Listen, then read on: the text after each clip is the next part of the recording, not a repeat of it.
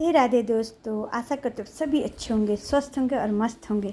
तो आज का मेरा ब्लॉग शुरू होता है एक नई ऊर्जा के साथ और एक नई कहानी के साथ। तो आज का मेरा ब्लॉग है मेरे नई जगह पर फर्स्ट मेरे केक का ऑर्डर का। आज मेरे लिए बहुत खुशी का ये दिन है, पर एक बहुत दुख की भी बात है कि मेरी तबीयत बहुत ज़्यादा ख़राब है। पर ये बहुत खुशी की बात है कि मुझे पहला केक का ऑर्डर मिला, जिससे मैं बहुत ज़्यादा खुश हूँ। तो आप सभी से प्रार्थना है मेरी कि आप लोग दुआ कीजिएगा कि मेरा काम जैसे आसाम में बहुत अच्छा, मैं उसमें सक्सेस थी, यहाँ भी हूँ।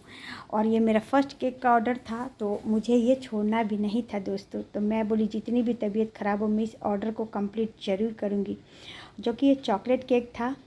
तो ये चॉकलेट भी मैं बना कर रखी थी और मेरा बेटा बोल रहा मम्मा चॉकलेट दे दो मुझे खाने के लिए। तो एक टूट गया तो मैं उसको देने लगी तो बोली मम्मा आप बहुत गंदे हो, टूटा हुआ मुझे क्यों दे रहे हो।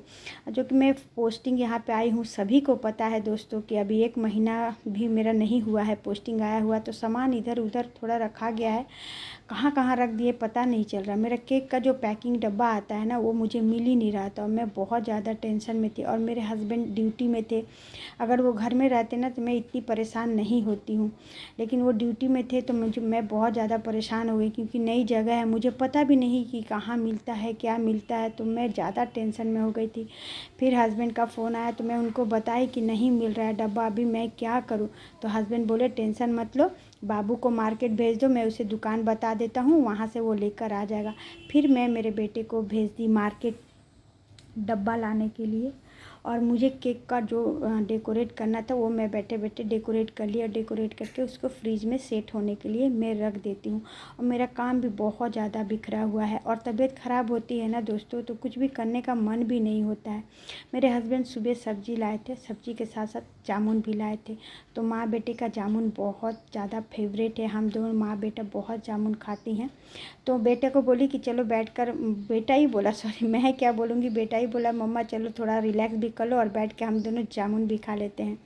तो माँ बेटा बैठकर जामुन एंजॉय किए। उसके बाद मेरा बेटा मार्केट से लाया था डब्बा केक पैकिंग के लिए, उसको मैं अच्छे से बना दी और बनाने के बाद मैं उसमें केक पैक कर रही हूँ। तो मेरा ये काम था कि मैं पैक करके इसको फ्रीज में रख दूँ, क्योंकि जो भैया का ये केक था वो आने ही वाले थे, लगभग टाइम हो चुका था। तो बेटा को बोली कि मैं पैक करके रख देती हूँ, अगर मैं कहीं बिजी हो जाऊँ तो आप ये अंकल को दे देना। तो बेटा बोला ठीक है मम्मा। तो मैं पैक करके ही फ्रीज में रख देती हूँ। और मैं सब काम अपने हाथों से इसलिए करना चाहती हूँ क्योंकि मैं एक तो फर्स्ट यहाँ पे ऑर्डर है मेरा, और दूसरी काम है, ये मेरा काम है, तो मैं इसको अच्छे से करना चाहती हूँ अपने हाथों से, पूरा संतुष्ट होकर कि हाँ मैं एकदम परफेक्ट करी हूँ, ऐसा मुझे लगना चाहिए। जब अपने हाथों से करते हैं ना तो ऐसा लगता है हाँ परफेक्ट मैंने कर लिया ये काम अपना। और इसको मैं फ्रीज में रख रही थी और मेरा बेटा बहुत मस्ती कर रहा था कि मम्मा आप खुश हो। सच में दोस्तों मैं बहुत ज़्यादा खुश हूँ कि मेरा यहाँ पे फर्स्ट ऑर्डर मिला और मुझे बहुत ज़्यादा खुशी हुई और मुझे इसकी ज़रूरत भी बहुत ज़्यादा थी। उसके बाद हस्बैंड जो सब्ज़ी लाए थे ना दोस्तों, उसमें मैं लग गई उसको फ्रीज़ में रखने के लिए। तो बहुत सारा सब्ज़ी लेकर आए थे, पटल, भिंडी, साग, कुद्रुम। आप लोग कुद्रुम को क्या बोलते हैं दोस्तों कमेंट में ज़रूर बताइएगा। और साथ में था गाजर, शिमला मिर्च, हरी मिर्च, टमाटर। तो ये सब मुझे फ्रीज में सब सजाना था। तो मेरा बेटा बोला मम्मा पापा जी आम नहीं लेकर आए क्या। तो मैं बोली नहीं बेटा आम तो नहीं दिख रहा है मुझे। और मेरा बेटा बहुत ज़्यादा दुखी हो गया क्योंकि उसका आम है ना बहुत फेवरेट है।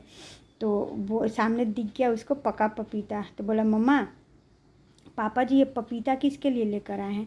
मैं बोली कि पापा जी पता है ना कि मैं सिर्फ पपीता खाती हूँ फ्रूट्स में, और कोई फ्रूट्स तो मैं खाती नहीं, इसीलिए मेरे लिए पापा जी लेकर आ गए हैं पपीता। तो मेरा बेटा बोला और मेरे लिए आम नहीं लाए पापा जी। मैं बोली नहीं।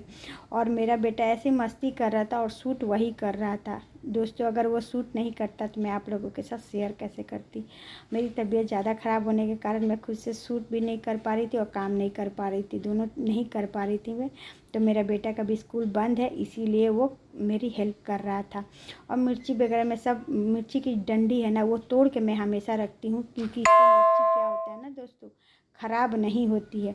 और ये पका पपीता मैं देख के मुझे बहुत अच्छा लग रहा था, क्योंकि मुझे पपीता खाना बहुत ज़्यादा पसंद है, पका पपीता खाना मुझे बहुत ज़्यादा पसंद है। तो आप लोगों का कभी क्या फेवरेट है दोस्तों।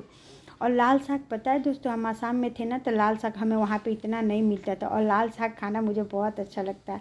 और फाइनली मैंने बेटे को बता ही दिया कि देखो तुम्हारे लिए पापा जी आम भी लेकर आए हैं।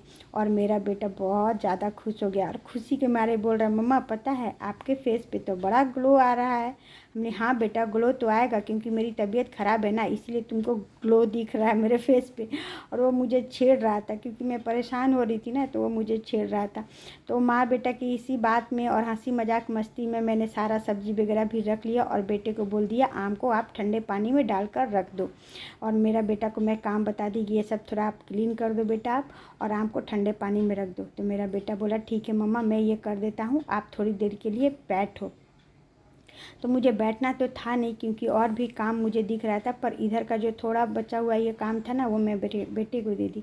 और हैप्पी बर्थडे का टैग डालना मैं केक पे भूल गई थी, तो मैं वापस फ्रिज से केक को निकाली और हैप्पी बर्थडे का टैग डाली।